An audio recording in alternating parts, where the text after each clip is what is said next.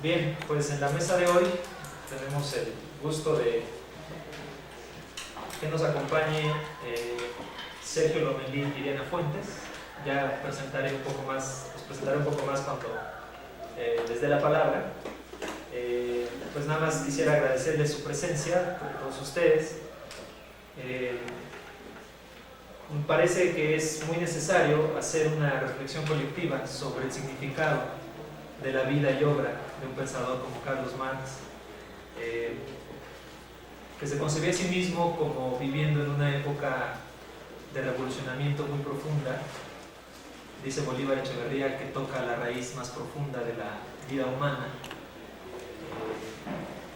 En cuanto el tema central de toda su actividad teórica y práctica, pues no es otra cosa más que la libertad, y no entendida de manera individual, sino de manera colectiva e históricamente determinada, haciendo un esfuerzo gigantesco de comprender el significado del ser humano en el cosmos y de su historia, comprendiendo para empezar que es ante todo historia y el sentido de la misma.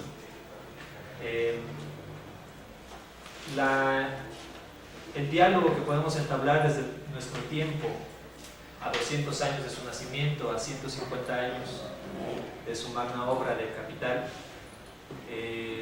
pues es el tema central de este conjunto de mesas que se han llevado a cabo. Es una celebración ante todo, ¿no? Partimos de la convicción de que tal diálogo, tal reflexión tiene pleno sentido. Y bueno, pues vamos a escuchar lo que tienen que decirnos nuestros ponentes hoy, invitados, a este respecto. Sobre todo, y a lo mejor planteando de antemano una problemática, tiene sentido que en esta facultad nos tomemos muy en serio esta reflexión, puesto que, como ustedes saben, nuestro plan de estudios prácticamente hace caso omiso de la existencia de este pensador que hoy celebramos. Si no mal recuerdo, de Hegel, Historia de la Filosofía 7, nos saltamos al siglo XX, ¿no? Y en las anteriores materias se resaltan nombres, ¿no? La filosofía griega, Sócrates, Platón, Aristóteles, a veces hasta el nombre sale, en Hegel, por ejemplo, aparece, ¿no? En el siglo XIX. Y parece que de Hegel tenemos que dar, si pretendemos ser filósofos serios, dar un salto por encima de Marx.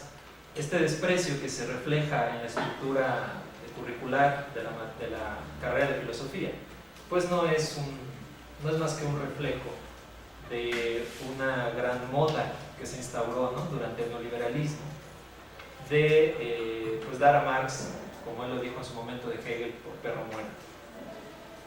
Y sin embargo, nunca deja de interpelarnos a muchos de nosotros lo que este pensador tuvo que decir.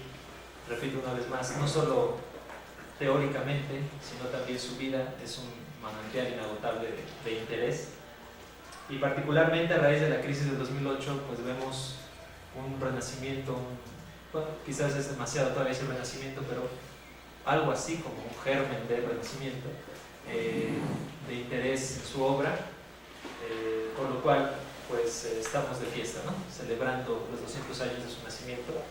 Y paso a darle la palabra ya a nuestros ponentes. Va a comenzar el profesor Sergio Lomelí. Él es doctor en filosofía por la UNAM y pues le doy la palabra. Muchas gracias.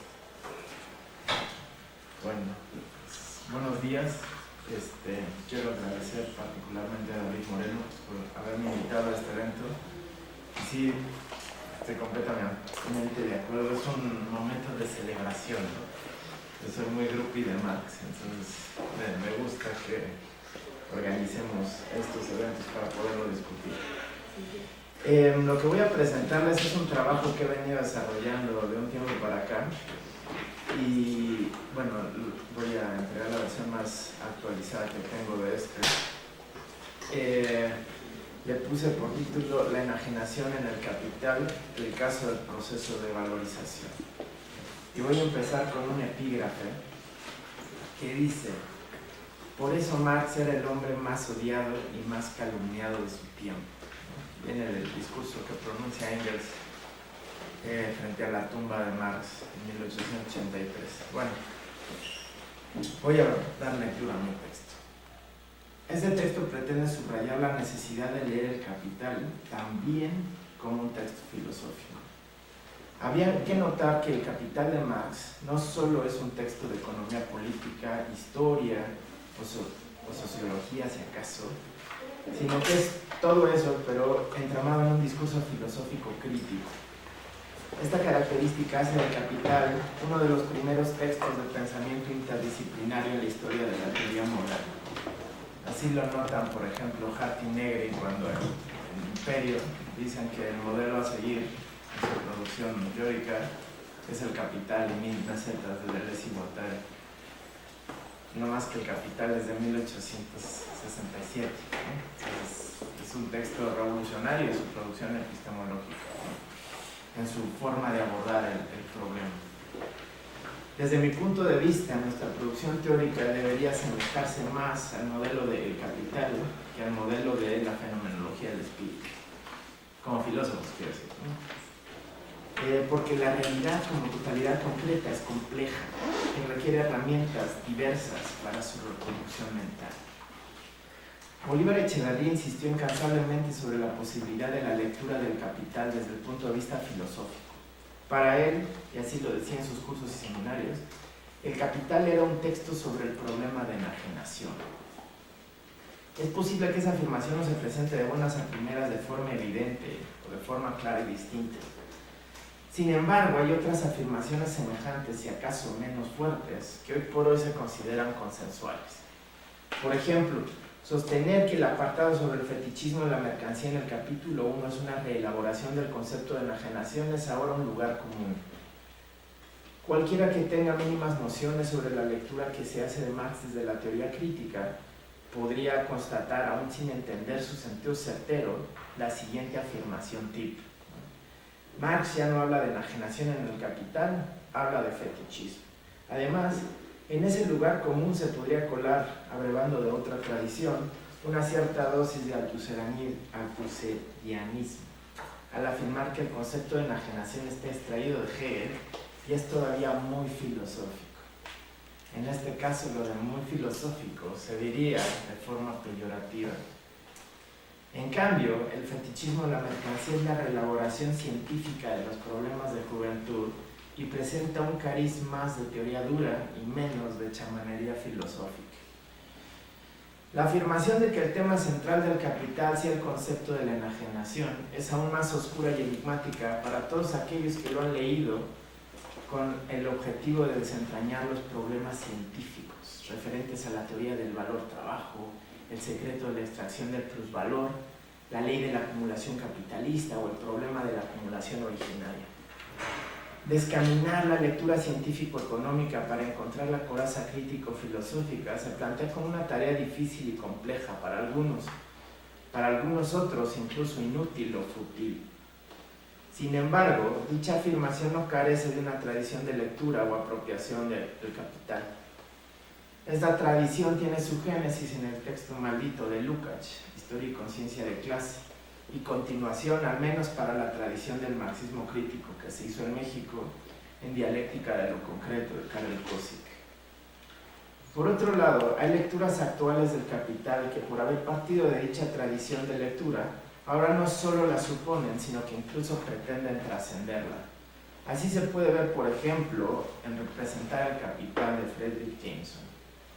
Y aquí cito: contradiciendo a Althusser, afirmaré que la teoría de la enajenación sigue siendo un impulso activo y conformador del Capital. Pero también diré, esta vez con él, que en esta obra se transmutó a una dimensión totalmente distinta, no filosófica o post-filosófica. Fin de cita. En este breve ensayo pretendo defender la actualidad de la lectura propuesta, saber que El Capital es un texto que habla principalmente del problema de la enajenación. Lo notable del asunto es que es un texto en donde dicho problema no se presenta explícitamente por ningún lado. Mi propuesta es que El Capital es un texto encriptado. como aquello de los textos cifrados en la literatura de espías. Es un texto encriptado porque fue escrito en medio de una guerra, la del modo de producción capitalista y su desarrollo, y entonces tenía que estar encriptado para que el enemigo no lo descifrara. Una de las pistas para defender esta afirmación está en la sintomática y casi inexplicable omisión del capítulo 6 inédito de la primera edición del Capital. El capítulo 6 inédito aborda explícitamente el problema de la enajenación y lo desarrolla en el lenguaje duro o científico que tanto gusta a los suscriptores del quiebre epistemológico, implicando la distinción entre subsunción formal y subsunción real del trabajo al capital. José Rico, presentador de la edición en español del capítulo 6 inédito para el siglo XXI, dice al respecto, y aquí cito: basta una simple lectura de los resultados, que es el título que había propuesto Marx para ese capítulo, para comprender que su ausencia en el libro 1 del Capital resta bastante coherencia a la obra, tal como fue publicada por el autor. Y eso debería comprenderlo el propio Marx al escribirla. ¿Por qué decidió no publicarla? Quizás tenga razón el traductor de la edición italiana, Bruno Maffi, al señalar que le hubiera sido imposible a Marx conseguir un editor burgués que aceptara sacar el libro con ese final tan políticamente comprometedor. La palabra clave que abre la cifra es enajenación. El hecho de que la palabra clave no se presente dentro del texto es una necesidad para que funcione la cifra y cumpla su cometido. Así es como funciona un cifrado. Una vez que se aplica la palabra clave, todo se explica en una nueva dimensión, rica, profunda, agudamente crítica y además específicamente filosófica. Esta dimensión filosófica es inaccesible para la historia y la economía, pues están preocupadas por un objeto distinto. El problema de la enajenación destapa la caja de Pandora de la subjetividad, de la cual la filosofía hace asunto suyo. Desde mi punto de vista, la enajenación señala en el fondo un problema relativo a la autonomía. Esto puede que sea polémico, pero lo voy a intentar desarrollar. Si el diagnóstico de la enajenación es el negativo de la fotografía revelada es el problema de la autonomía. Si lo planteamos en forma de pregunta, podríamos decir: ¿qué es aquello de lo cual está hecho ajeno? ¿Qué es, pues, lo enajenado desde la problemática de la enajenación?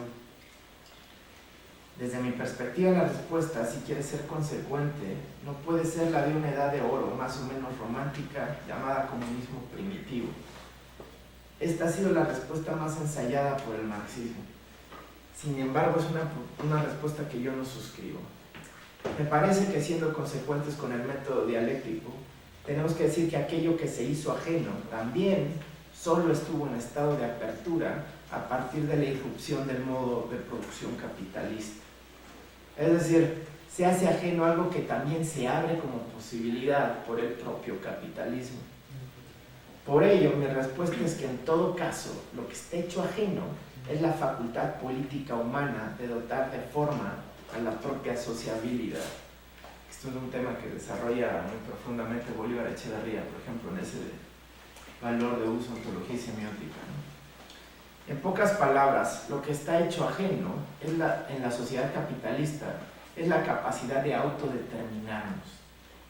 En el fondo, el problema de la enajenación diagnostica la usurpación de subjetividad, de autodeterminación, de autonomía. Vale la pena decir aquí que, si bien el término autonomía suele emparentarse con el uso que hace de él la tradición liberal kantiana, no es el uso que yo quiero darle en este texto.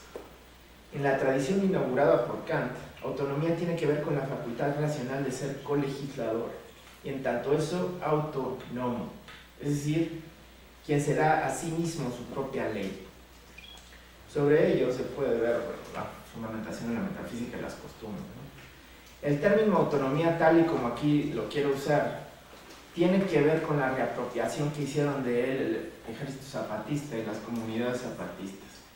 Autonomía para ellos quiere decir algo más cercano a producir materialmente el mundo, de forma anticapitalista. En esta definición, los límites formales de la autonomía kantiana no tienen cabida. Para los zapatistas, el mundo se produce trabajando la tierra a la par que construyendo consensos en asambleas de participación comunitaria.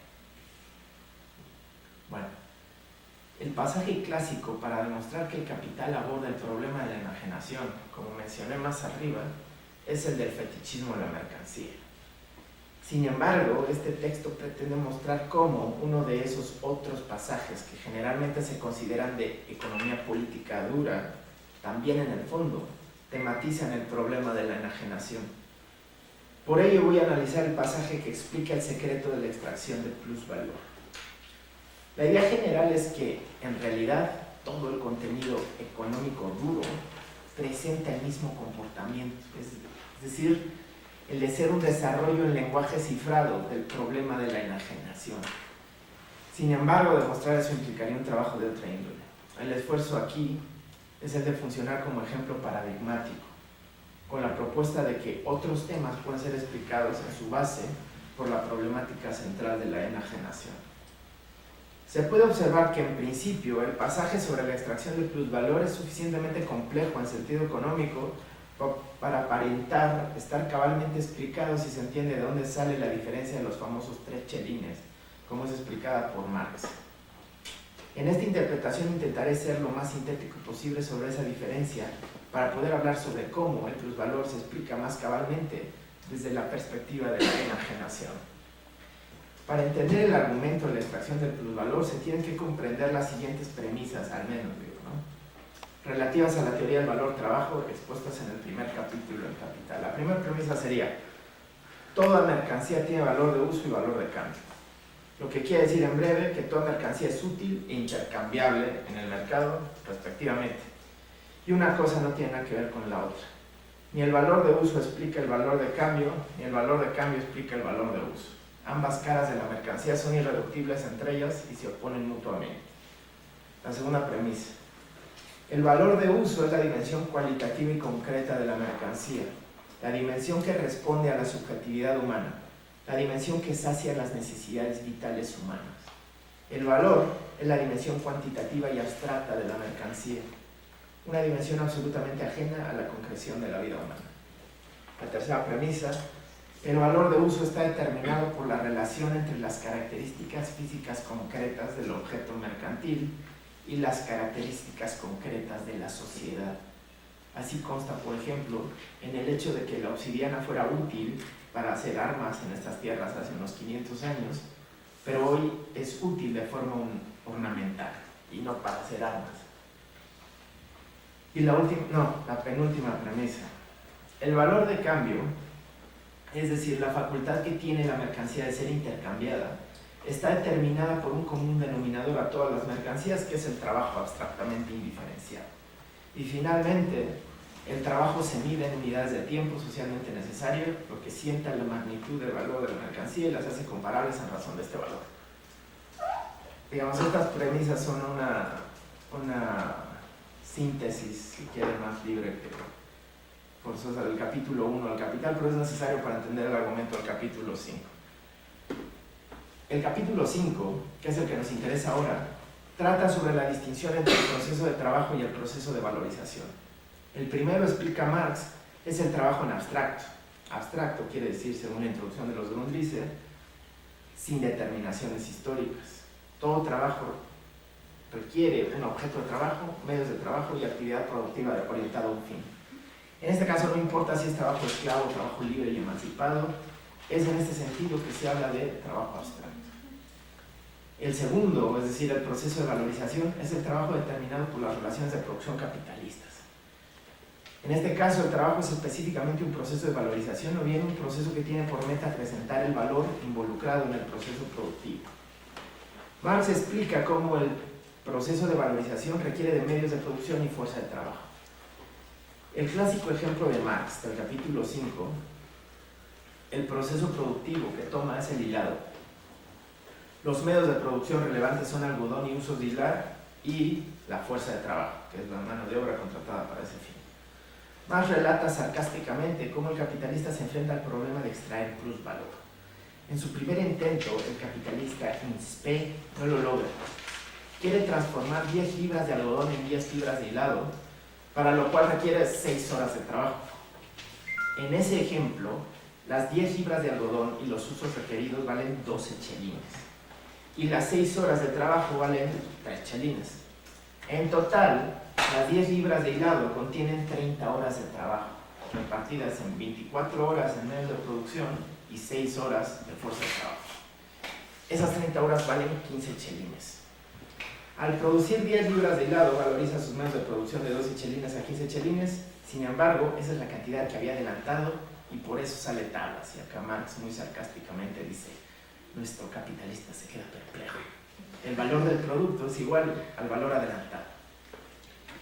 Fin de cita. Bueno, el secreto está, dice Marx, en que el capitalista sabe que al pagar los 3 chelines que vale la fuerza de trabajo, no solo paga 6 horas, más bien paga el uso de la fuerza de trabajo por todo el tiempo que le puede utilizar durante un día.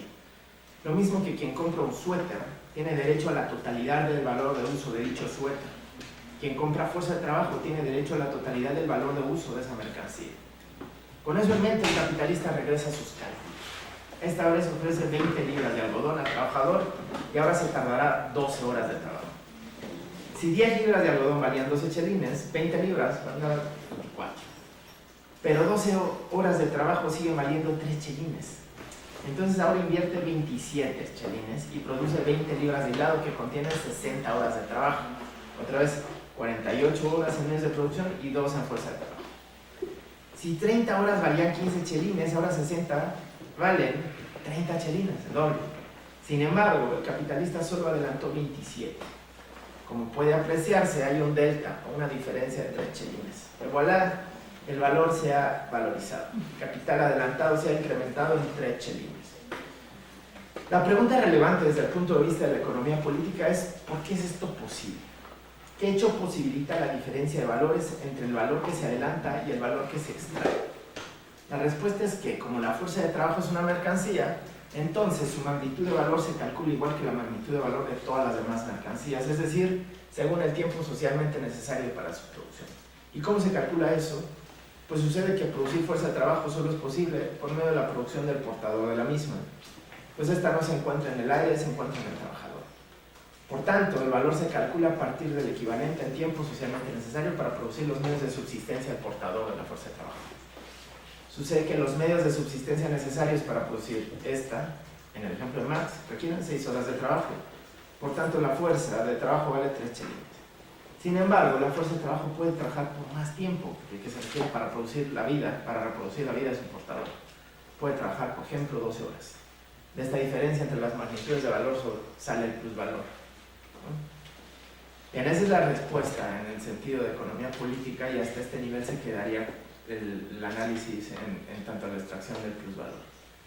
Mientras tanto, la pregunta que nos parece relevante en nuestro caso es ¿en qué sentido esto es un problema que tiene que ver con la enajenación? El secreto está en que la fuerza de trabajo es una mercancía con la misma estructura que todas las mercancías. Es decir, tiene un carácter bifacético que comprende valor de uso y valor de cambio. Sin embargo, tiene un contenido existencial radicalmente distinto. Es portada como potencia por una persona. Habría que detenerse un momento en este punto. La fuerza de trabajo también tiene un valor de uso y un valor de cambio. La magnitud de valor de esta fuerza de trabajo se calcula igual a todas las otras mercancías, pero hay algo específicamente distinto. El valor de uso de la fuerza de trabajo, su utilidad, es precisamente la de producir valor. Es la única mercancía, dice Marx, que produce valor, porque es la única mercancía capaz de transformar la materia como realización de un proyecto subjetivo, que además agrega trabajo vivo a lo que es trabajo pretérito. Si observamos de cerca la mercancía fuerza de trabajo, notaremos que es muy peculiar. En ella se da una suerte de inversión entre aquello que dota de sentido al valor de uso y al valor de cambio. Si en todas las otras mercancías el valor de uso es la parte cualitativa de la mercancía y el valor la parte cuantitativa de la mercancía, en la fuerza de trabajo, por su forma específica de existencia, el valor de uso es invadido por el cáncer de la lógica de valor y el valor relegado a la lógica del valor de uso. En otras palabras, el valor de uso de esta mercancía, su utilidad, será producir magnitudes de valor mayores a las que ella misma encierra. Y su magnitud de valor se mide en las cualidades de los objetos que requiere para que el portador de ésta sobreviva. Así pues, en el capitalismo el valor de uso de la fuerza de trabajo se mide cuantitativamente por sus propiedades de valor, mientras que su valor de cambio se mide cualitativamente por su equivalencia en valores de uso que consume para mantenerse viva. Esta contradicción se puede expresar en la siguiente frase: la fuerza de trabajo es la única mercancía en la que su valor de uso contiene más valor que su propio valor como mercancía. Situación que habita, como se observa, en los linderos fronterizos de la teoría del valor-trabajo, porque pone en crisis la primera premisa, la premisa de que el valor de uso es cualitativo y el valor cuantitativo. Esta situación fronteriza se explica precisamente por el problema de la enajenación. Para que la relación social de producción capitalista exista, se requiere de un proceso paralelo de cosificación de los trabajadores. Es decir, que estos, que son personas, se comporten y sean considerados y se consideren a sí mismos como mercancías comparables a una botella de refresco en las estanterías del mercado. Así, en el mercado capitalista se ofrecen indistintamente latas de atún, sándwiches, una cajetilla de cigarros, un trabajador, papel de baño o unos zapatos. Este proceso de cosificación, que es la base real sobre la que se alza la relación mercantil capitalista, está habilitado históricamente por el proceso llamado acumulación original, desarrollado por Marx en el capítulo 24. Este se podría explicar de la siguiente forma. La relación productiva capitalista implica que entre dos grupos de personas dentro de una sociedad, uno tenga medios de producción y el otro no los tenga. Entonces, quien no los tiene puede trabajar a cambio de una compensación económica para quien sí los tiene. Para que esta relación social productiva se convierta en modo de producción, se requiere que esa relación social se universalice. Y eso sucede cuando una masa gigantesca de personas quedan sin medios para reproducir su vida por un proceso de despojo que puede ser abiertamente violento e ilegal, o bien abiertamente violento pero legal. A los desposeídos les sigue quedando en potencia su capacidad de reproducir su vida por medio de su propia actividad dirigida hacia un fin, en el capitalismo. Eso que les queda se puede vender como mercancía y se llama fuerza de trabajo. El proceso de cosificación, es decir, el proceso por medio del cual las personas entran al mercado como cosas, transforma la estructura existencial de estas, de las personas. De ser personas en una concreción histórica u otra, con las implicaciones concretas que eso conlleve, ser madre, ser músico o actriz, ser amigo, ser miembro de una asociación político-religiosa, ser miembro de una comunidad, etc., se convierten en mercancías. Por tanto, adquieren la estructura existencial de la mercancía, que no solo implica la contradicción esquizofrénica entre valor de uso y valor, sino que además implica que para existir, para realizarse como mercancías, tienen que ser consumidas en el mercado capitalista. Si no se consumen, no se realizan como lo que son.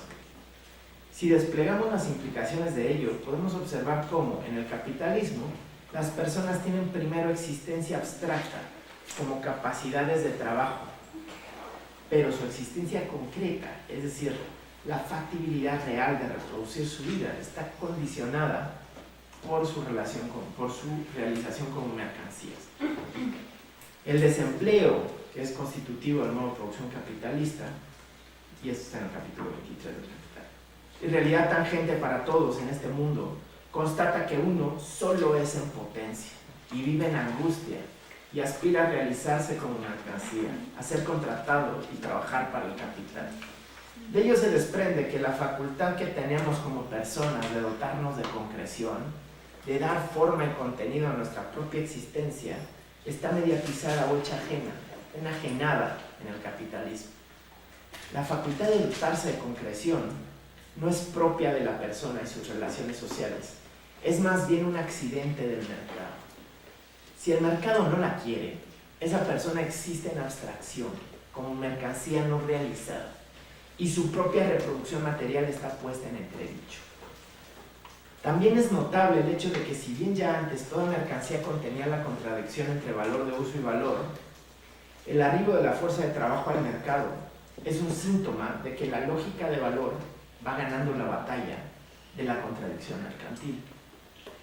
En la fuerza de trabajo, la lógica de valor ha logrado que lo abstracto subsuma lo concreto de la vida humana. Esto se ha afirmado en diversos lugares cuando se analiza el problema de la fetichización de los productos de moda, ¿no? Cuando unos tenis se venden muy por encima de su valor en el mercado. Sin embargo, habría que notar que este proceso de fetichizar ciertas mercancías es absolutamente secundario frente a la situación existencial de la fuerza de trabajo. En ella no sucede que su valor de uso se vea revestido de facultades sobrenaturales y por ello realice en el mercado un valor que no tiene, sino que su valor de uso se ve colonizado por la lógica del valor.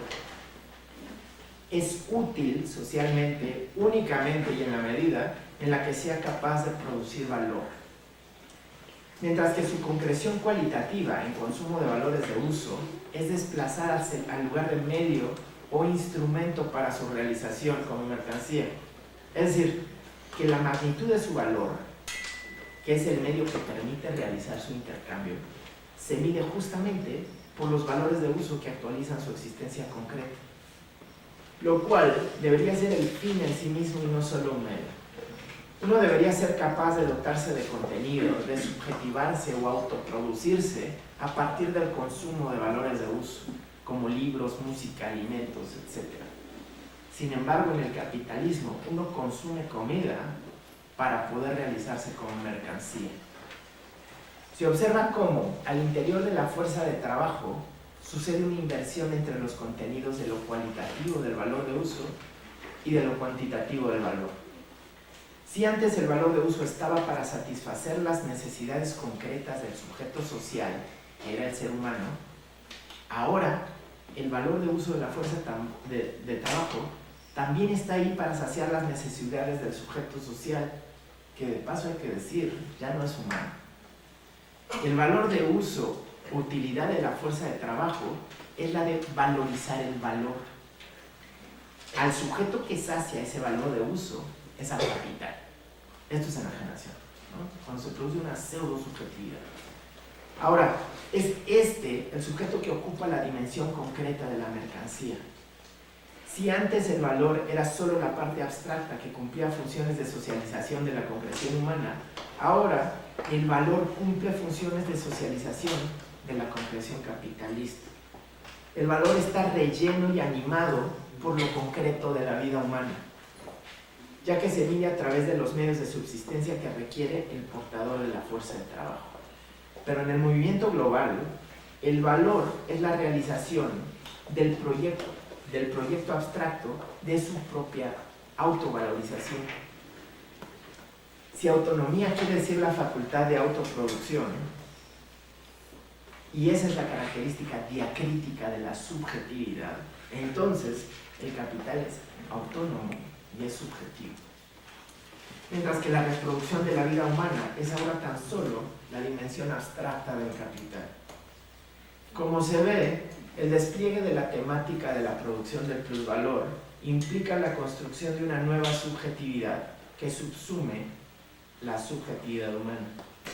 El trabajador es ahora un medio para la valorización del valor y su propia reproducción es parte abstracta del proceso de reproducción del capital. Más arriba mencioné cómo desde mi perspectiva el problema diagnosticado por Marx bajo el nombre de enajenación era en el fondo uno relativo a la pérdida de subjetividad y en tanto ello a la pérdida de autonomía. Es por ello que quiero defender la actualidad de la lectura del Capital como un texto también filosófico, que trate específicamente sobre este problema. En una actualidad en la que la realización del proyecto subjetivo dominante, la autovalorización del valor, amenaza la existencia concreta de toda vida en el planeta, la construcción de la autonomía, como sucede, por ejemplo, en las comunidades zapatistas, se plantea como la tarea política más urgente del presente. Muchas gracias.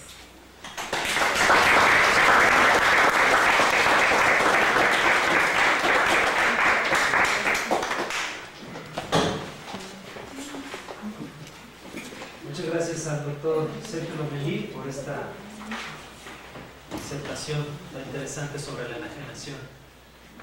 Vamos a dar la palabra ahora a la doctora Diana Fuentes, a la maestra Diana Fuentes, perdón. Ella es maestra en filosofía por la UNAM, es profesora de esta facultad también y catedrática también de la Universidad Autónoma Metropolitana Xochimilco. Adelante, por favor. Pues muchísimas gracias.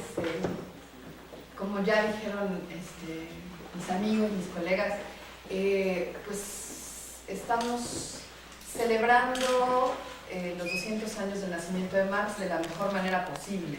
Esto es, intentando pensar a Marx e intentando problematizar el presente y darle actualidad a algunos de los tópicos que nos parecen relevantes para dar cuenta del mundo en el que estamos parados. Entonces creo que buena parte de lo que se han hecho en estas mesas y en este ciclo tiene que ver con eso, y ahí es donde creo que está la fuente viva de la posibilidad de volver a Marx a ser un elemento central de la crítica de la sociedad contemporánea y de las profundas desigualdades que esta produce.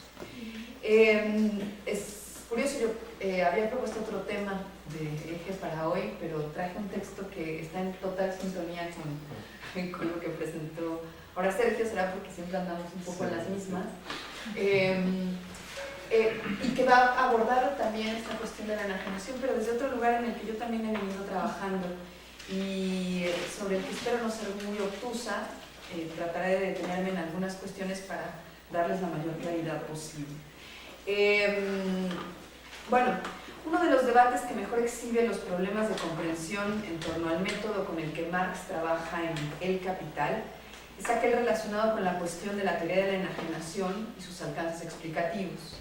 Como ya señaló Sergio, pues hay unas vertientes del propio marxismo que han insistido en que la teoría de la enajenación de Marx debe ser eliminada y se debe demostrar que no tuvo ninguna relevancia para el Marx que escribió El Capital, puesto que esta es una teoría que está cargada de un filo filosófico y de un concepto cargado de metafísica que en realidad, desde esta perspectiva, impide que el discurso científico teórico de Marx cumpla sus fines revolucionarios, ¿no? Que distrae la atención. Es algo de lo que le dijeron a Lukács desde el primer momento en el que publicó Historia y Conciencia de Clase, ¿no? Entonces, si bien es cierto que es el Marx de los manuscritos económico-filosóficos de 1844, ese jovencísimo Marx sin duda, quien tomó como punto de partida el trabajo enajenado para dar cuenta de la propiedad privada, como dice Adolfo Sánchez Vázquez, esto es, que el concepto de enajenación no solo buscaba, digamos, caracterizar la forma en la que nos es expropiado o nos es arrebatado el producto de nuestro trabajo, como dice ahí, ¿no? Marx, cómo esto tiene implicaciones para la subjetividad, para la relación con los otros y para la manera en la que nos entendemos en tanto género, dice Marx en ese célebre apartado, ¿no? En los manuscritos del 44. Pero Adolfo Sánchez Vázquez elabora y dice, en realidad el concepto de enajenación, la categoría de enajenación ahí está sirviendo para ese jovencísimo Marx, para tratar de entender cuál es el principio de la propiedad privada, ¿no? Si bien esto es cierto, para el Marx El Capital el problema de la enajenación social se manifiesta como un rasgo material en perenne reproducción del proceso de valorización de valores, ahí donde muchos marxistas no estarían de acuerdo. Es por tanto una forma desarrollada de lo que tan solo es un esbozo en los tempranos textos del 44, en la que sin duda abandona los conceptos filosóficos utilizados en aquellos manuscritos, pero no la intención explicativa que la categoría de enajenación ya poseía en ellos, a mi modo de ver. Como señaló Adolfo Sánchez Vázquez desde hace ya muchos años, el sentido que permite comprender el vínculo entre filosofía y economía en el periodo de trabajo de juventud de Marx en los manuscritos es precisamente la intención de dar cuenta de los fundamentos de la propiedad privada en el capitalismo a través del concepto de enajenación. Aunque a la luz del despliegue argumental del Capital, hoy por hoy, resulta evidente que aquella aproximación era aún absolutamente insuficiente. Se debe destacar, de todas maneras, que ya entonces Marx alcanzaba a mostrar la tirante tensión que existe entre la creciente riqueza material que produce el capitalismo frente al continuo y correlativo empobrecimiento material, social y subjetivo de la clase obrera. Movimiento doble que Marx aún esbozaba como la escisión del producto del trabajo de sus productores con sus consecuentes efectos subjetivos y objetivos, y que funcionaba como condición de posibilidad básica para la apropiación y la acumulación de sus productos en manos de otros. Es decir, la enajenación de los bienes producidos, según aquella reflexión, era el fundamento de la riqueza en el capitalismo. En esto, por supuesto, el Marx de El Capital no solo corrige esta idea, sino que da cuenta de un fenómeno mucho más complejo a través de las categorías de trabajo, fuerza de trabajo, plusvalor, pero sobre todo a partir de la teoría del valor. No obstante, contrario a las tesis que han insistido en que el problema de la enajenación no tiene ninguna presencia en el despliegue argumental de El Capital, aquella intuición del Marx de los manuscritos sobre la escisión que produce el capitalismo en la organicidad social del proceso productivo y por tanto la separación y el alejamiento, recordemos que el sentido del concepto de enajenación en Hegel tiene que ver sobre todo con esto, ¿no? Con separación, con extrañamiento, y que parte de este contenido está también aquí, ¿no? Separación y el alejamiento que crea entre orquestación de la producción y la conducción de ese proceso productivo con fines a satisfacer las necesidades sociales, es decir, su enajenación. Es un problema que tiene una presencia fundamental en el capital.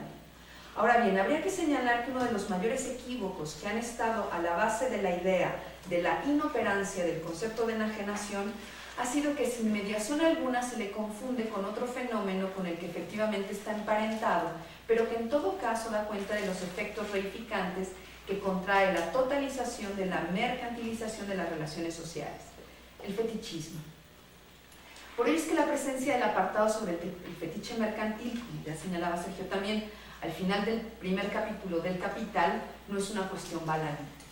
Hace cuerpo con la totalidad del momento argumental al que pertenece, el examen de la apariencia, como suele decirse, es decir, de la forma en la que el objeto mercantil se manifiesta.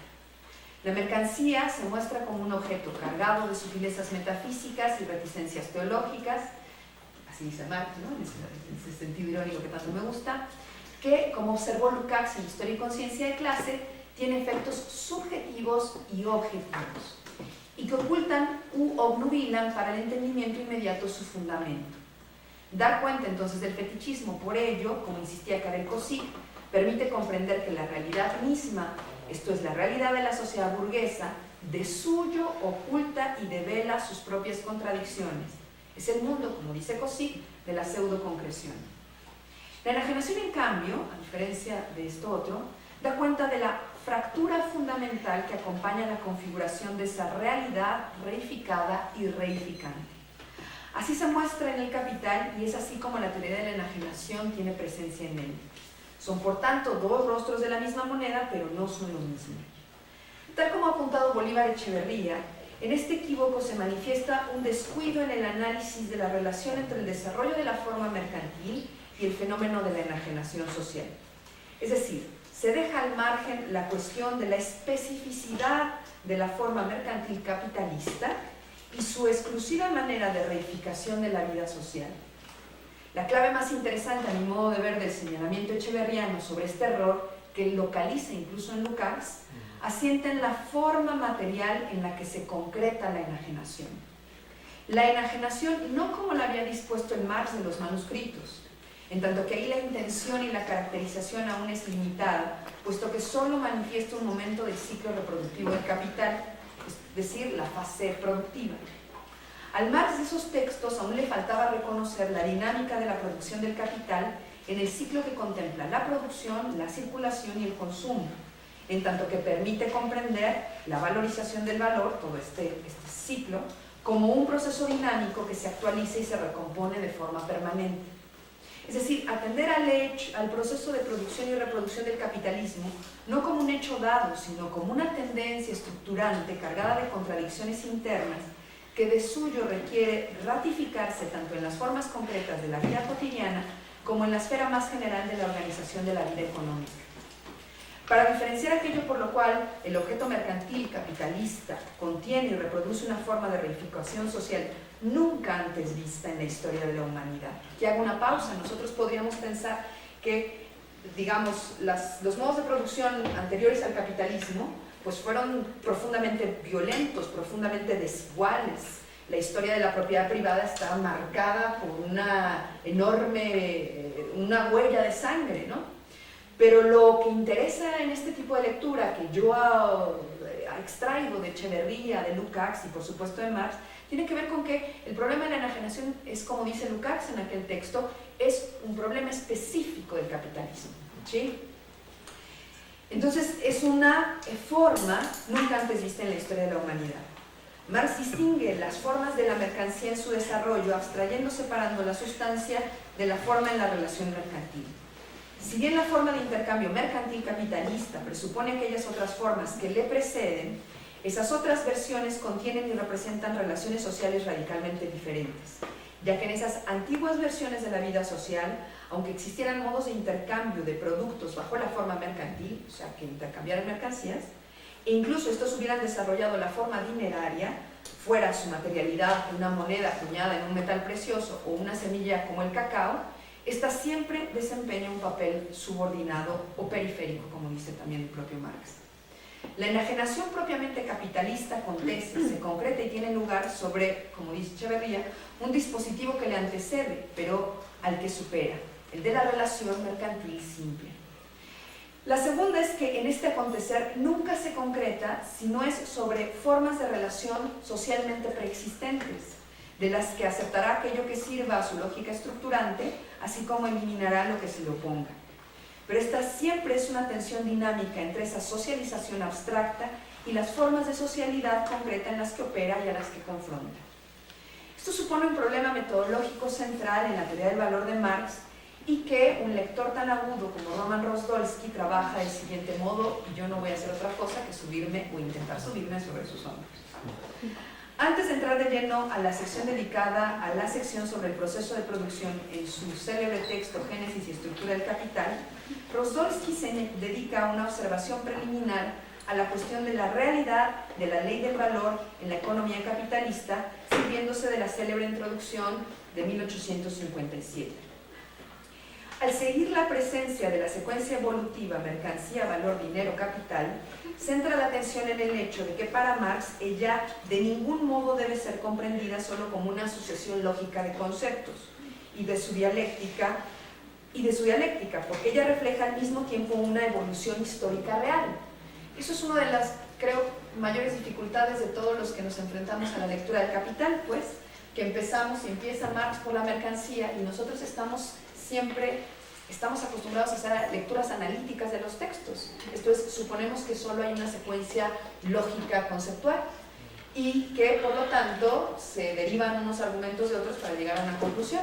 Pero en el Capital pasa esto, pero pasa algo más. Esto que dice Rozdolsky es también una evolución histórica real. Lo cito. Con esta reserva, nuestra secuencia evolutiva no dice sino que cada una de las categorías mencionadas se despliega más allá de sí misma, y ninguna de ellas puede ser concebida plenamente sin las precedentes. Pero también lo contrario parece correcto, que cada una de esas categorías presupone la siguiente y solo fundada en ella podría alcanzar su total desarrollo. Así, evidentemente, la categoría del capital no puede desarrollarse sin la de mercancía, la del valor y la del dinero.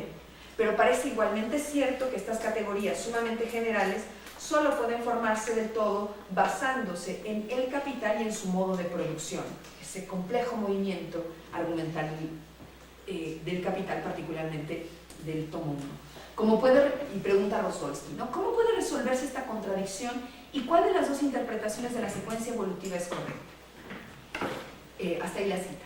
Aquí la tensión metodológica demuestra que no solo es un problema expositivo o una simple imposibilidad teórica, sino que entraña en la profunda cuestión lógica de la forma de abstracción del análisis de Marx. Esta tensión hace pensar en la forma en la que Marx la expresaba, aún como mera intuición en los manuscritos, y que fuera tan duramente juzgada tanto por la ciencia económica como por Louis Althusser. La deducción de la forma abstracta del ser genérico de la realidad y la facticidad de la forma enajenada del trabajo obrero. Es por tanto una cuestión que ya desde la perspectiva del capital, o como indica Rozdolsky en la de los Grundrisse, entraña el fundamento general de la teoría del valor. Una cita más de él. Llegamos así a una objeción ciertamente muy antigua, la que se lo que se ataca es la estrecha vinculación entre la teoría marxiana del valor y su teoría del capital.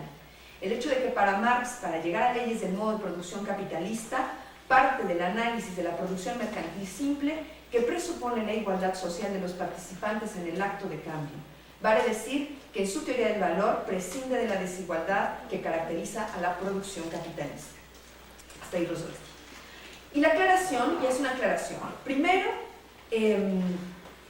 o valdría profundizar sobre la aclaración. Primero hace uso de los propios argumentos que Marx esgrimió contra Smith respecto de la pretensión de la economía política que funda en el supuesto del valor de cambio en cuanto a relación económica que domina la totalidad de las relaciones de producción e intercambio, y luego pasa a la forma en la que Marx insiste en el alargamiento histórico de esta condición propiamente burguesa a un periodo prehistórico presupuesto de todo individualismo metodológico abstracto.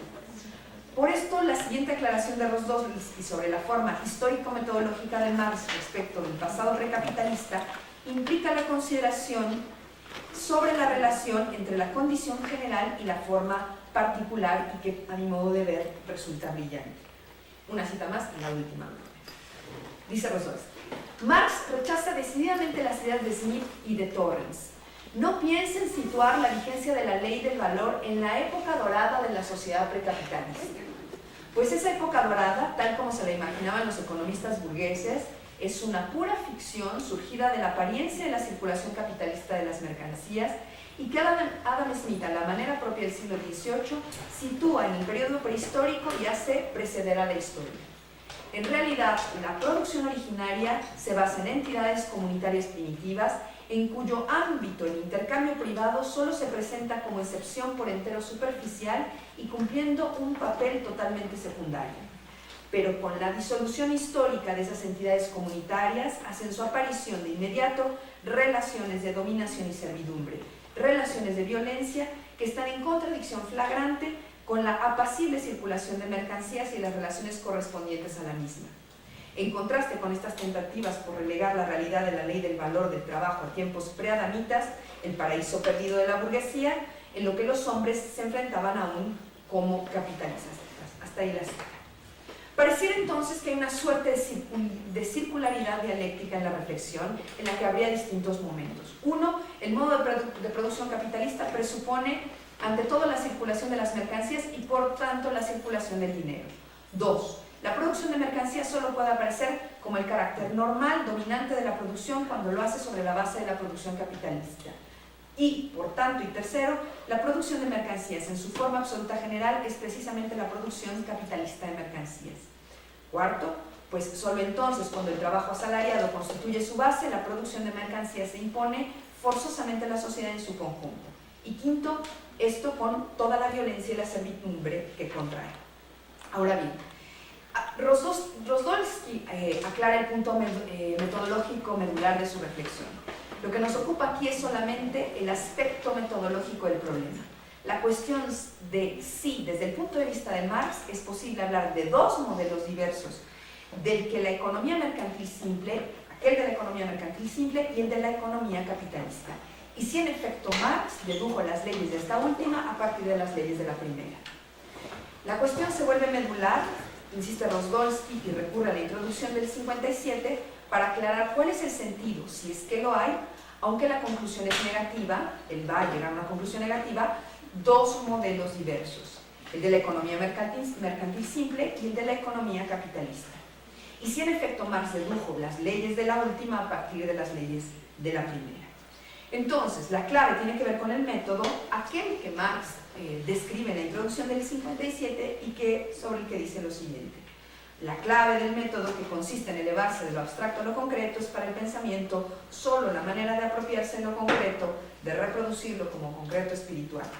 Por esto no es de ningún modo el proceso de formación de lo concreto mismo. Me salto un pedazo, perdón. El argumento de Rosdolsky es entonces muy interesante, porque la cuestión es que en Marx, dice él, en realidad no hay dos modelos explicativos. Uno, el del intercambio mercantil simple, que contrastado históricamente con la facticidad del capitalismo resulta general y abstracto, y el otro, el del intercambio mercantil capitalista. Por tanto, el punto punto de partida de la explicación genealógica y la explicación de su continuidad como principio articulador es básica, pues lo que tiene lugar dentro de la circulación no es el intercambio entre el dinero y el trabajo, sino entre el dinero y la capacidad viva de trabajo. Pero lo que impulsa este intercambio en lo sucesivo, más allá de los límites de la circulación simple, es el valor de uso específico de los factores intercambiados, dinero y capacidad viva de trabajo. Esto es particularmente importante porque se insiste en que el asunto sí acontece en la circulación, es decir, ahí donde los trabajadores van y se venden como fuerza de trabajo, pero se pone el énfasis en aquello que se intercambia, dinero y capacidad viva de trabajo. Y Rozolsky extiende el argumento siguiendo la reflexión de Marx, del Marx de los Grundrisse. En este caso, a diferencia de lo que acontece normalmente en el intercambio mercantil simple, el contenido del valor de uso no es económicamente indiferente porque el valor de uso de lo que se cambia por el dinero se presenta como una relación económica especial, como un factor económico esencial del intercambio. Y agrega que en realidad en el centro de la cuestión acontecen dos procesos contrapuestos, formal y cualitativamente diferenciados. Uno, el intercambio de la capacidad de trabajo por el salario, acto que cae dentro de la circulación simple, y dos, el uso de la capacidad de trabajo por parte de los capitalistas. El segundo punto es fundamental. La cuestión es que en el segundo proceso no se paga por una capacidad de trabajo, sino que se usa esa capacidad de trabajo, se determina así su valor de uso durante su uso. Agrego, no antes o después, aunque estos dos momentos también cuenten. De ahí que sea un proceso cualitativamente diferente, y solo por abuso se le puede considerar o equiparar a un intercambio u otro cualquiera.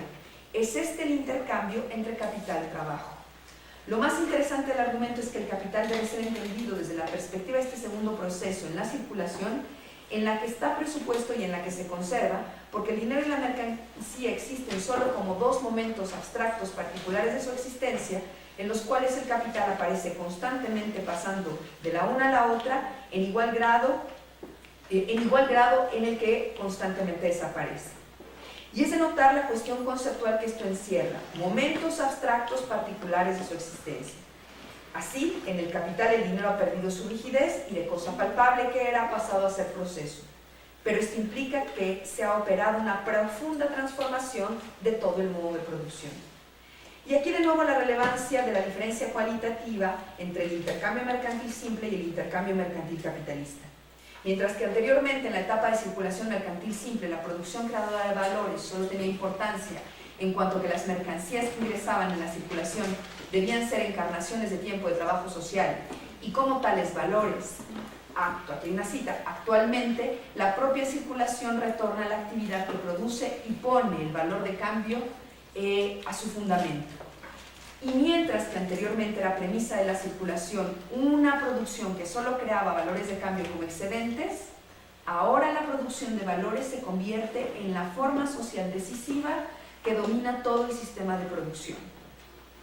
Un proceso histórico cuya expresión teórica constituye igualmente la categoría de dinero en cuanto capital. En esta última aseveración y en esta última tesis de Rozolsky se vuelve metodológicamente central para la comprensión de los alcances del discurso crítico o de la crítica de la economía política.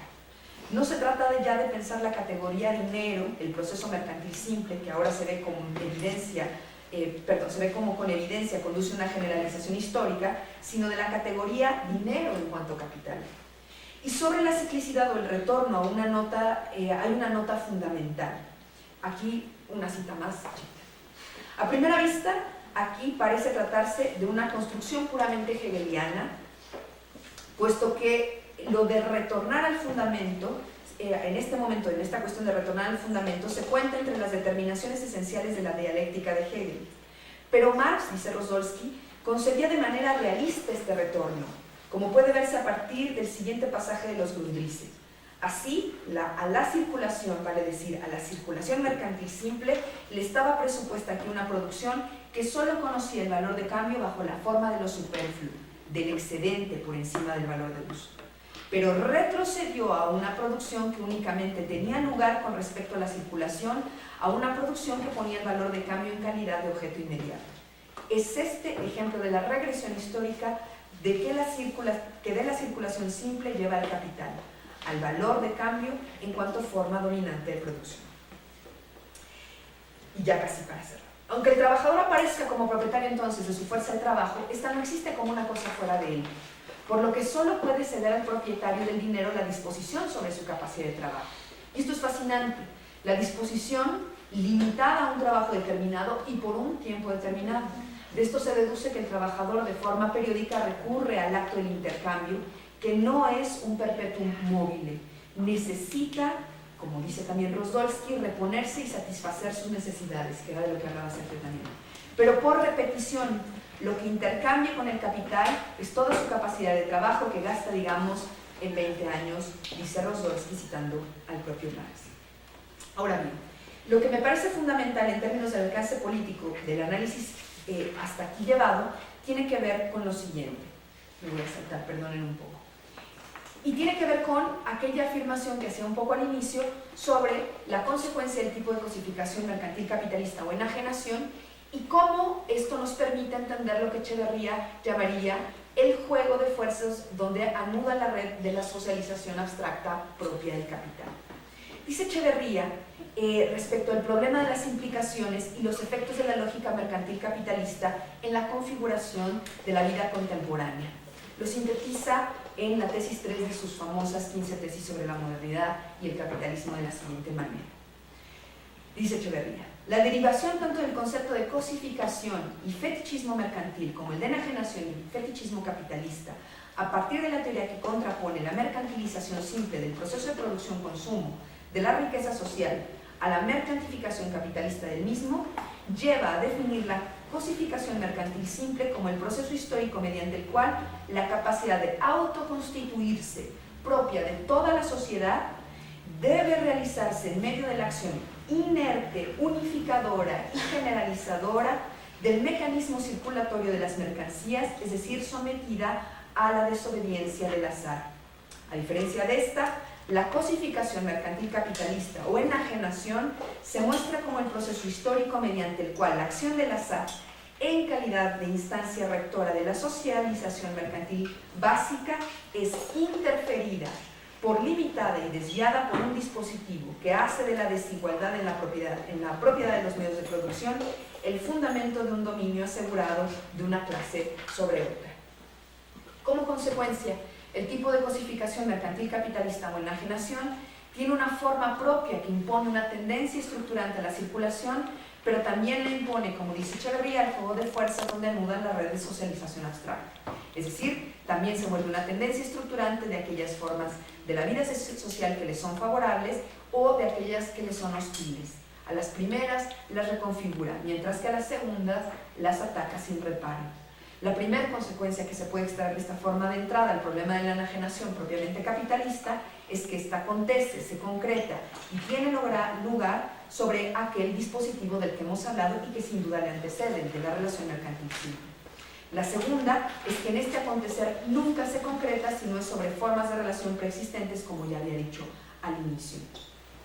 Y entonces esto me lleva ya como a modo de conclusión. Por lo tanto, el problema de la actualidad de la teoría de la enajenación de Marx va mucho más lejos de la vieja discusión entre estructuralistas y humanistas y es mucho más cercana al análisis hecho por Adolfo Sánchez Vázquez sobre la función de la categoría de enajenación en los manuscritos económico-filosóficos de 1844.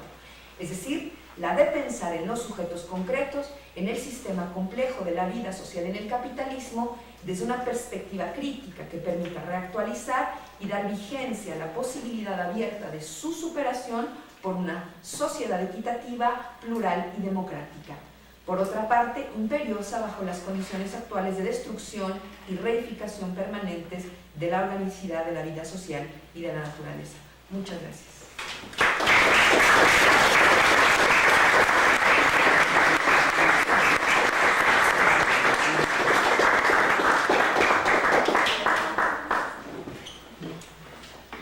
Muchas gracias a Elena Fuentes, a nuestros dos ponentes. Efectivamente, las dos ponencias han estado muy conectadas, ¿no? Yo solo quisiera proponer una brevísima reflexión sobre papel del proletariado es un tema muy discutido. Se ha llegado a afirmar desde hace ya décadas que el proletariado, pues hay que decirle adiós, que es una figura histórica que la posmodernidad ha venido a relevar. Y me gustaría traer esto a cuenta porque las dos exposiciones de nuestros ponentes pues han estado centradas en aclarar, en darnos claves interpretativas desde el propio Marx y desde intérpretes tan importantes como Sánchez Vázquez y Bolívar Echeverría, de la médula de la relación capitalista, que es esta relación entre el capitalista y el trabajador asalariado. Entonces, pues cabe la pregunta, y toda esta reflexión tiene sentido cuando ya el obrero ha pasado a la historia. Todos tenemos perspectivas de ser freelance y profesionistas muy bien pagados y, diría Lenin, aristócratas, proletariados, pero aristócratas al mismo tiempo, proletariado aristocrático. Y pues yo tengo la convicción de que tiene todo el sentido del mundo. Simplemente voy a dar dos anotaciones. En primer lugar, porque Marx nunca distinguió ni nunca dijo que solamente si llevas overol y trabajas en una fábrica de modo cotidiano eres proletario, ¿no? Ser proletario no se define por alguna característica tan concreta y tan de detalle, ¿no? Por modas ni por vestimentas. Es porque estás expropiado de medios de producción, y en esa condición estamos la mayor parte de la población. Y en el proceso histórico, desde que Marx escribió sus textos y hasta el día de hoy, si hacemos un análisis demográfico, el proletariado nunca es la porción de la humanidad vista como planetariamente, que nunca no ha parado de crecer. Es decir, la tesis de que en el capitalismo la sociedad se polariza, que no quiere decir que desaparecen de un brochazo todas las otras relaciones sociales. Ya lo decía en su ponencia, nuestros invitados de hoy, tienen que estar en una relación tensa con las formas sociales heredadas precapitalistas, les tienen que reconfigurar, pero esa reconfiguración es una dialéctica de lucha, de confrontación, de resistencia, de victorias y de derrotas de ambos lados. Y sin embargo, la porción de la humanidad, del proletariado, no ha hecho otra cosa que crecer, como nunca en la historia, al grado que hoy, por ejemplo, Jorge Veraza, pues no sé si sea el concepto de él, probablemente, pues habla de la proletarización de la humanidad, ¿no?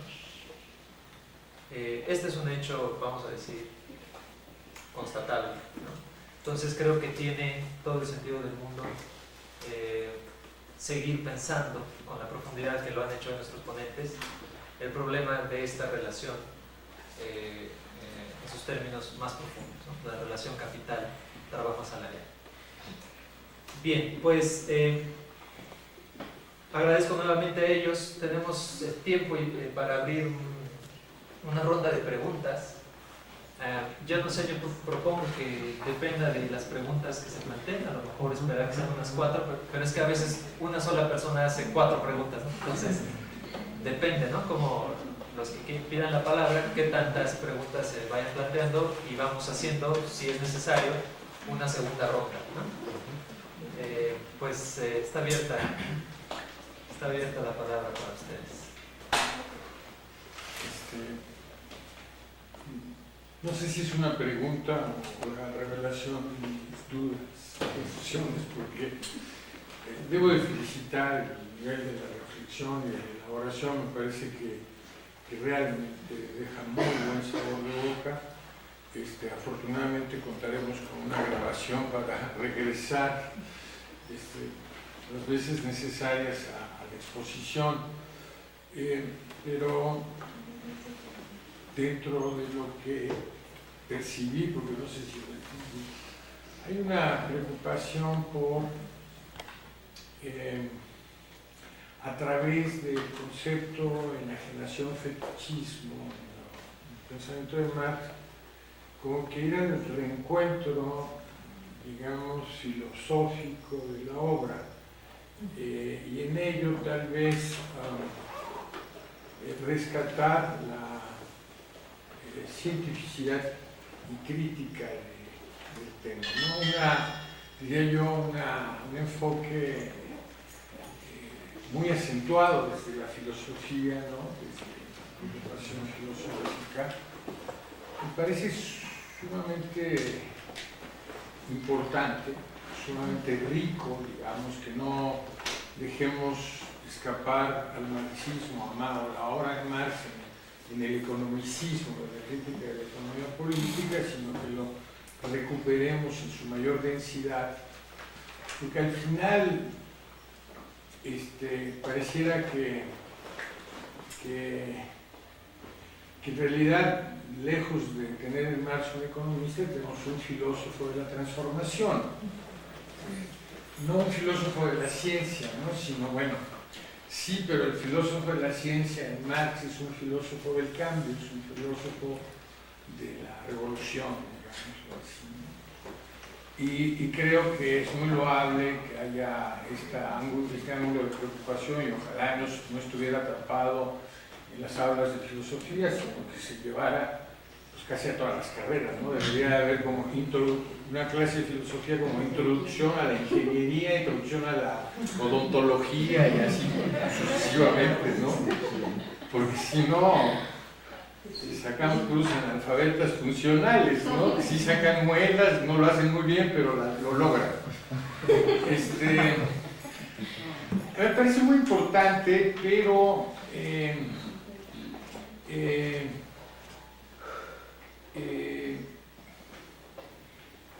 tal vez en la reflexión final había como el reclamo de, bueno, ok, recuperamos la obra de Marx, recuperamos la dimensión filosófica, recuperamos la densidad científico-crítica de la obra, del planteamiento, ¿y qué hacemos con ello? ¿No? Para otra vez reclamarle a los filósofos, no nos dejen en las nubes, porque evidentemente no soy filósofo, yo soy parte del reclamo, no nos dejen en las nubes, ¿y ahora qué hacemos con lo que nos han explicado? ¿No?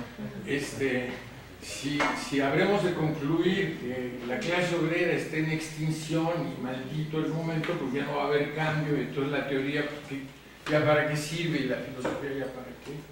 O al contrario, nos recuperamos y que lo que ha habido es una extensión de la proletarización bajo nuevas formas de valorización, vamos, por decirlo de esta manera. No creo que haya nuevas formas, sino que adquieren nuevas formas en el campo de las nuevas tecnologías y de los fenómenos de la, no sé cómo decirle, del fenómeno actual, digamos, de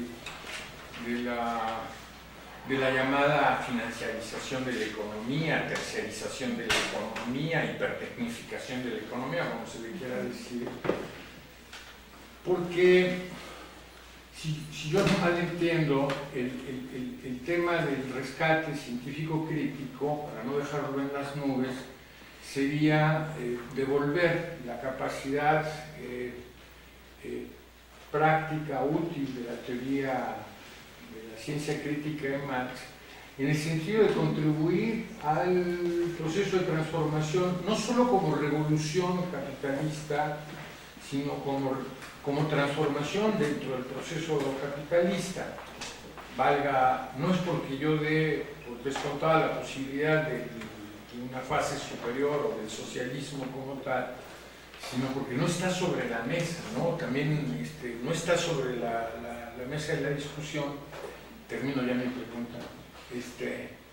Como no está sobre la mesa de discusión, bueno, pues parece que el imperativo es que habremos de dar una lucha de clase o de clases para contrarrestar el fenómeno de la enajenación, de la subsunción, de la subordinación y de la desigualdad, al fin y al cabo, ¿no? La desigualdad, en todo caso, material y subjetiva. Entonces, nada más la pregunta es, ¿por qué no nos ayudan o me ayudan a enchufar un poquito lo que han expresado con respecto a al sentido práctico utilidad de la ciencia crítica pues, al servicio del abatimiento de las desigualdades, de la información, de la subordinación. Muchas gracias. ¿Otra pregunta? Adelante. Sí, bueno, me queda más o menos claro que en este caso todo el proceso del capitalismo, no así digamos, claro, pero sí apenas, ¿no? Yo diría, pero en relación, por ejemplo, a la valorización del valor y la contradicción de las fuerzas productivas y la fuerza de trabajo y la mercancía valor de uso, ¿no? Entonces, toda esta relación que se da en el proceso de enajenación conduce pues, a que se vuelvan a reproducir estas formas de producción capitalista, ¿no? Entonces, de vivencia, ¿no?, de todos nosotros. Señalas que el zapatismo posiblemente sería otra forma de relaciones, a lo mejor de producción, qué sé yo, otras formas fuera del ámbito del capitalismo, ¿sí? Pero pregunto, ¿hay una relación también entre la valorización del valor con el valor de uso dentro de este proceso? ¿Y cómo podríamos decir si existe, para mí que sí, un indígena proletario y que está ahí y que es una forma a lo mejor contraria a la clase obrera, ¿sí?, en nuestros momentos actuales, y cómo se inserta en este mundo global? Entonces aquí pues esta relación, ¿cómo es? O sea, ¿cómo se está planteando actualmente? No alcanzo a distinguir. Sí. Hacemos una ronda de respuestas. Sí. ¿Te empiezas? Bueno, yo empiezo. Yo creo que sí, a la pregunta sobre esta cosa de la interdisciplina, como dijo, yo creo que la clave la dio Sergio, ¿no? Que sí, Marx sería paradigmático, ¿no? Esta intención de romper incluso con la filosofía como la teoría, digamos, que toma distancia del mundo que llega después del acaecer de los acontecimientos, ¿no? Y como yo percibo en algunos lugares, por ejemplo, de nuestra universidad, de nuestra vida académica, que hay un regreso a Marx efectivo, o sea, no solo la intención de algunos de los que nos dedicamos a estudiarlo, como de seguir insistiendo en la necesidad de acudir a él, sino que después de 1989 y de la desaparición que hubo, la extirpación que hubo de Marx y de los marxismos, de buena parte de las carreras en las que había tenido tal presencia como sería sociología, economía misma, filosofía, estudios latinoamericanos, hay un regreso que me parece muy saludable, porque es un regreso que creo que en este tiempo que vemos tan terrible de profundización de la explotación, de profundización de las desigualdades y demás, por otro lado es creo un tiempo de apertura, es decir, podemos hoy pensar a Marx con mucha más libertad, quizá, ¿no? O sea, hoy no tenemos, los compromisos políticos no nos dictan el sentido de la lectura, y eso me parece muy importante. Entonces, ¿y cómo efectivamente, o sea, hay quienes van a seguir reivindicando? Marx es eminentemente un sociólogo, ¿no? Marx es eminentemente un economista. Vemos que decimos, no, Marx es filósofo también, o sea, seguiremos en esta debacle.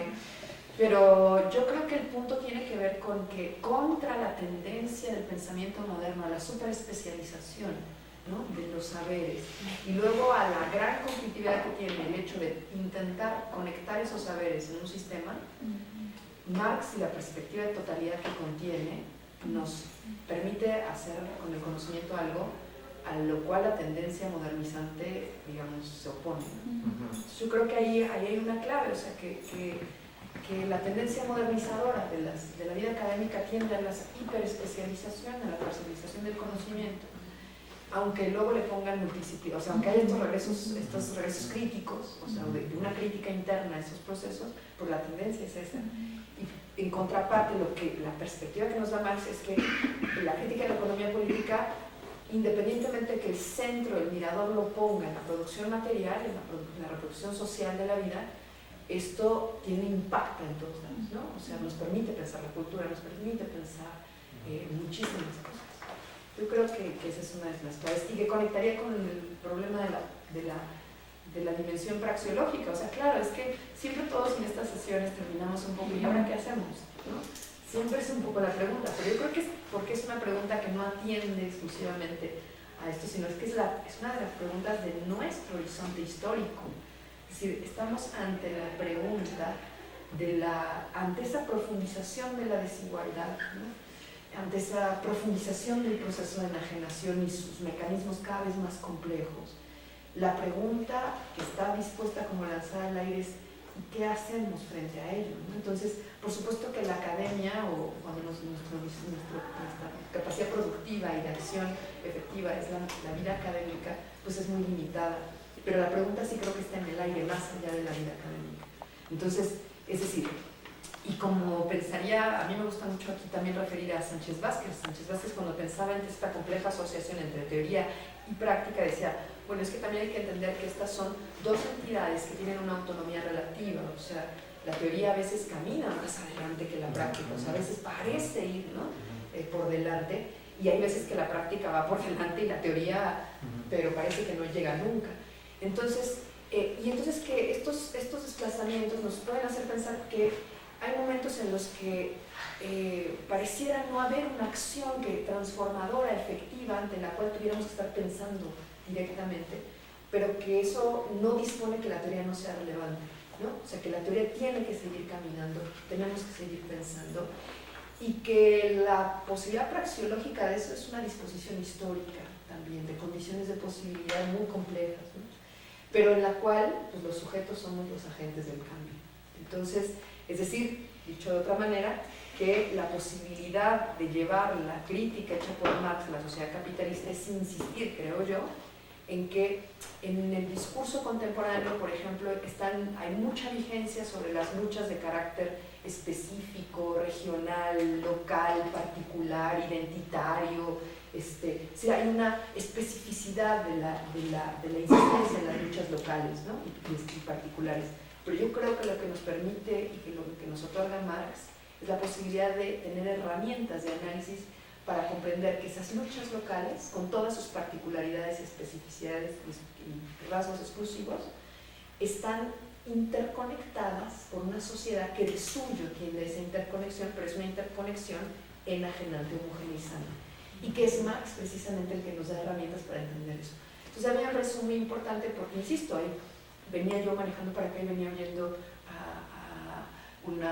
Radio UNAM una conversación sobre la lucha de los derechos de la comunidad LGBT, y entonces él hablaba, ¿no?, de las dificultades y no sé qué. Entonces uno puede decir, bueno, ¿qué tiene que ver sus luchas con el asunto de la lucha de los zapatistas, ¿no? ¿O qué tiene que ver con, digamos, la lucha, el movimiento social tan fuerte que hay ahora del feminismo? O sea, ¿qué tendrían que ver una cosa con la otra cuando aparentemente se están disponiendo en torno a horizontes tan diferentes? Entonces yo creo que lo que nos permite entender Marx no es que Marx agote esas problemáticas, no es que Marx nos explique todas esas problemáticas, evidentemente, pero sí que nos permite entender que esta es una sociedad que a todas esas diferencias también las abstrae y las subsume bajo una lógica dominante, ¿sí?, y las quiere absorber bajo una lógica dominante, y que es al capital al que le conviene que sean siempre, digamos, que tenga una tendencia homogeneizadora. Y es Marx el que nos permite entender esas sutiles interconexiones. Entonces yo creo que en términos de la función teórica y práctica, es que Marx tiene una mirada muy peculiar que nos permite de pronto problematizar el conjunto. Eso es lo que yo creo. Bueno, yo también quiero hacer un par de comentarios sobre la pregunta. Estoy muy de acuerdo con lo que dices, Diana. A mí me parece que el quehacer teórico responde a la reflexión sobre la realidad.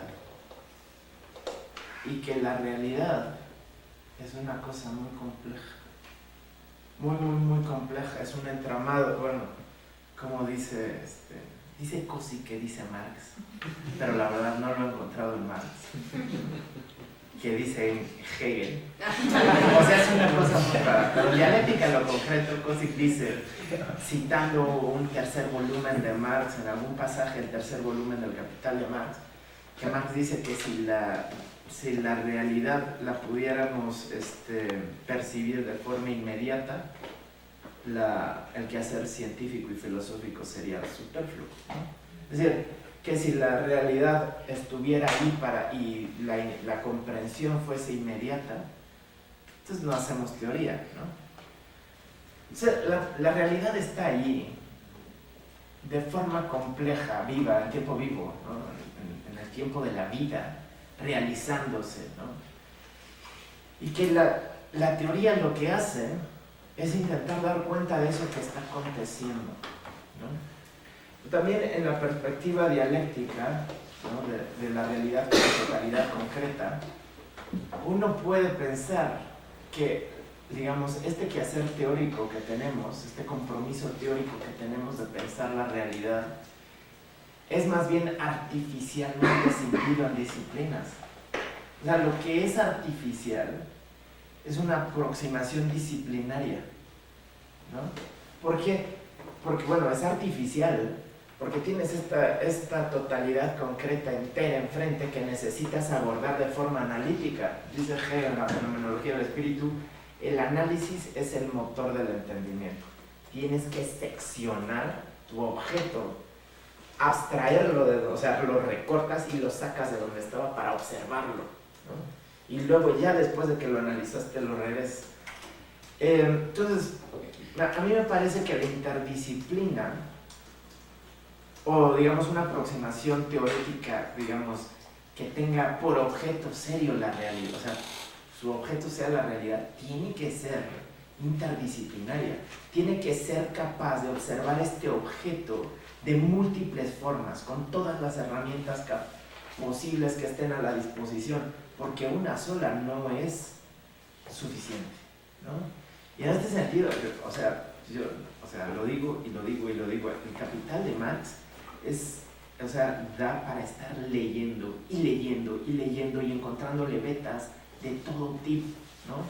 Vetas, bueno, no solo está esto que decimos, no solo está lo económico, lo histórico, lo sociológico, bueno, y para mí está fuertísimo lo filosófico, poniéndolo todo junto. También hay una aproximación literaria fuertísima, ¿no? O sea, no están ahí las metáforas y los recursos literarios nomás de adorno, están cumpliendo una función explicativa cuando cita el Quijote, cuando cita a Goethe, cuando cita a Virgilio, con esta, ¿cómo dice?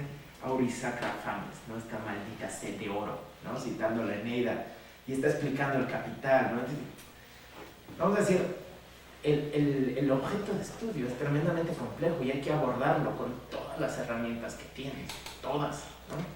Ahora, hacerlo de forma decente es complejo, ¿no? O sea, digamos, que la disciplina no quede en digamos, la interdisciplina no quede como pegoste no cohesionado, esta cosa ecléctica no cohesionada, es muy difícil. Y a mí me parece que en esto radica la genialidad de Marx, que en él está cohesionada por la metodología dialéctica, ¿no? Es la dialéctica la que le permite a Marx cohesionar todas estas aproximaciones a la realidad.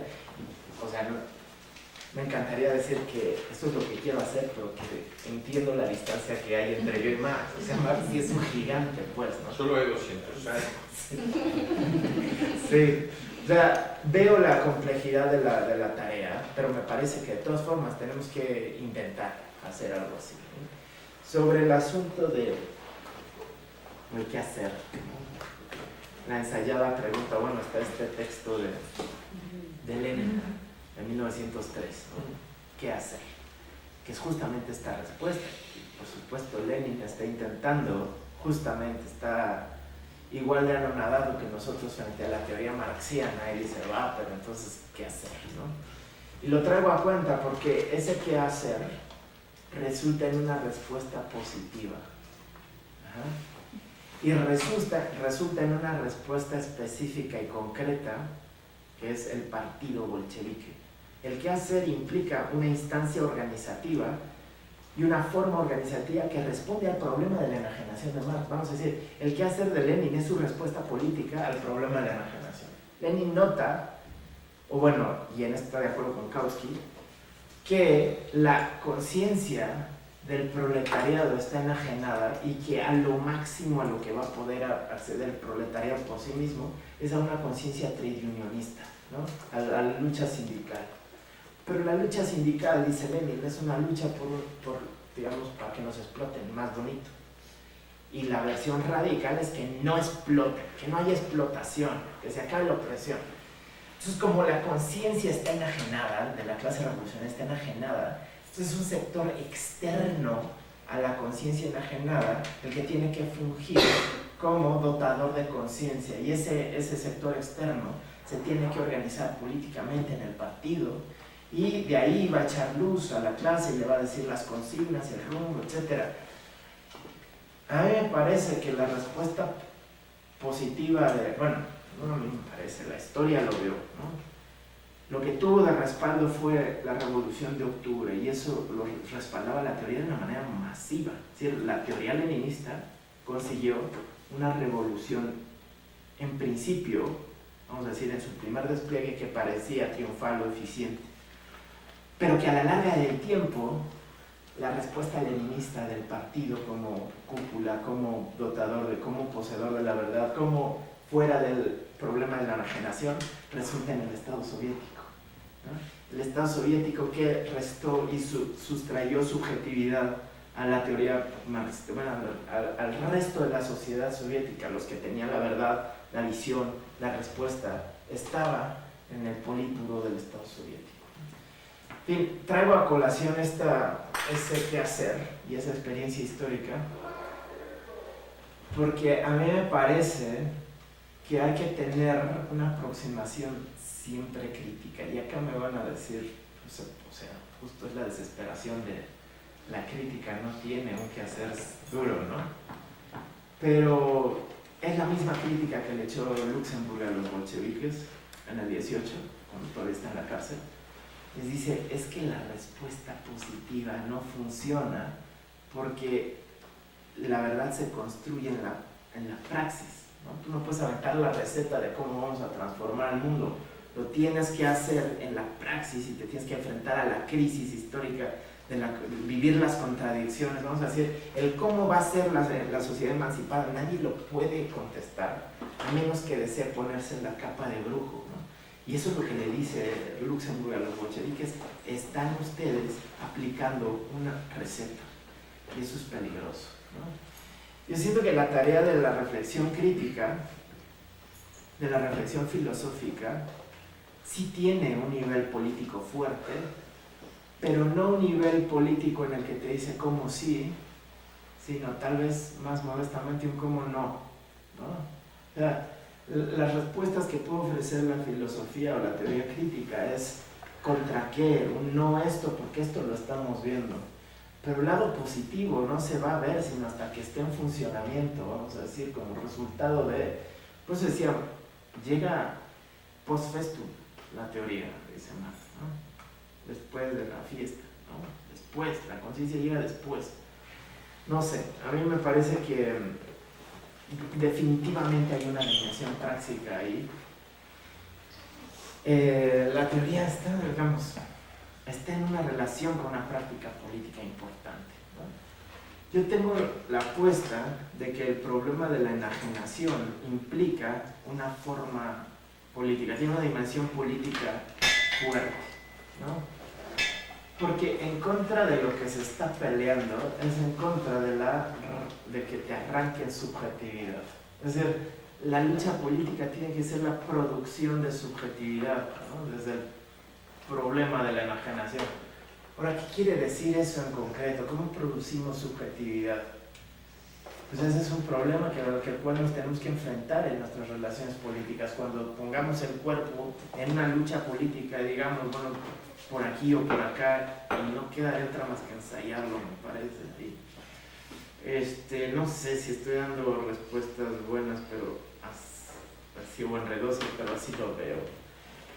Y la última pregunta es si el zapatismo sería otra forma. Yo no digo en ningún sentido, y se conecta con lo que acabamos de decir, sobre lo que acabo de decir al respecto de qué hacer, que el zapatismo es un modelo para seguir. No estoy diciendo que hay que hacer todos como hacen los zapatistas, eso es lo primero que quiero decir. Pero sí estoy diciendo que ellos sí están produciendo en el mundo real, actuante y sonante, una alternativa, está ahí, y tiene una extensión territorial de medio estado de Chiapas, ¿no? Es el tamaño de un estado europeo, no es una cosa de una comunidad idílica, ¿no? Esta representación romántica y también hay que decirlo racista que hay de las comunidades indígenas, de bueno, pues es que ellos en sus pueblitos, no, es medio estado, ¿no? Medio estado de Chiapas está organizado de nivel local y regional, digamos, y están produciendo una alternativa. Yo no estoy diciendo, como se pretendía en otra época, que las alternativas tenían que tener todas las respuestas, ¿no? Así de Cuba se le exigía que Cuba fuera la alternativa completa, ¿no?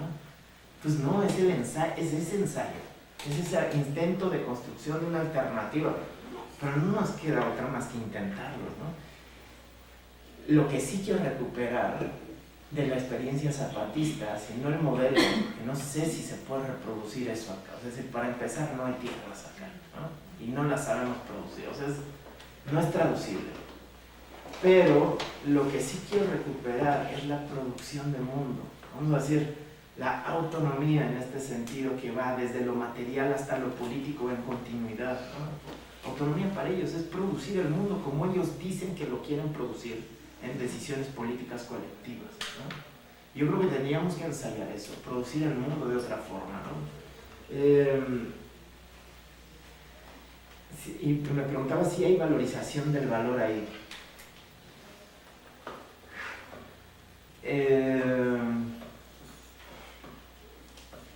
Esa es una pregunta que se le mueve en muchas partes, es decir, que hay que pensarla finamente.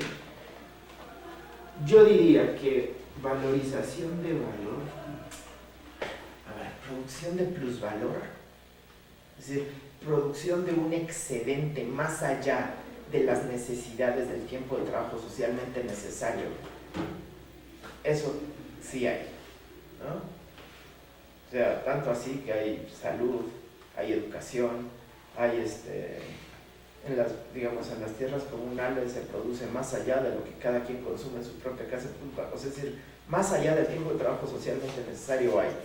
Ahora, que si rige la lógica de la valorización del valor en las comunidades zapatistas, habría que preguntarles a ellos, pero yo lo que veo es que no rige esa lógica, ¿no?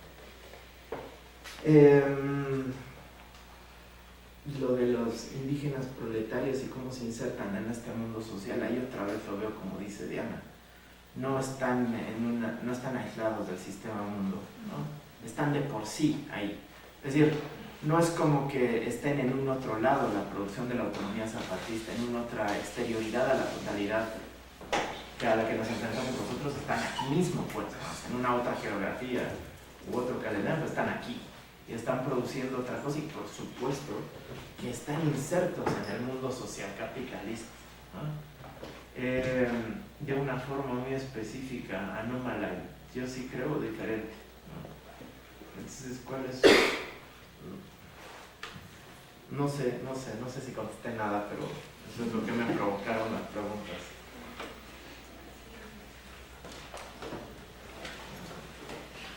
Bien, en la mesa anterior que se hizo a esta, que fue el día sábado, Andrés Barrera, que es un gran lector de Marx, teórico importante, nos contaba que en la obra de Marx no son 1 o 2 lugares en los que hay indicaciones sobre qué podemos hacer como alternativa de vida al capitalismo. Ciertamente nos decía, todas son de tipo general, ¿no? Entrar en a qué hora te vas a levantar o cómo te vas a peinar, serían excesos a los que Marx le dejaría eso decidir a las personas que les toque vivir, ¿no? Pero sí hay señalamientos de tipo general, nos decía él, no en 2 lugares, sino en decenas, a lo mejor centenas de lugares a lo largo de su obra, donde toca puntos muy profundos de cómo, pensando en la historia que la humanidad ha avanzado y en los problemas complejísimos que plantea el capitalismo, saca conclusiones de qué principios generales podrían regir la vida humana de una manera mucho más justa y mucho más rica, en el sentido más profundo de la palabra. Bueno, lo digo solo porque pues estamos celebrando los 200 años de Marx. Vale la pena invitarnos todos, ¿no?, a su lectura atenta. No sé si alguien quisiera plantear alguna última intervención de los ponentes o incluso una última pregunta. Bueno, pues muchísimas gracias por su asistencia. Muchas gracias.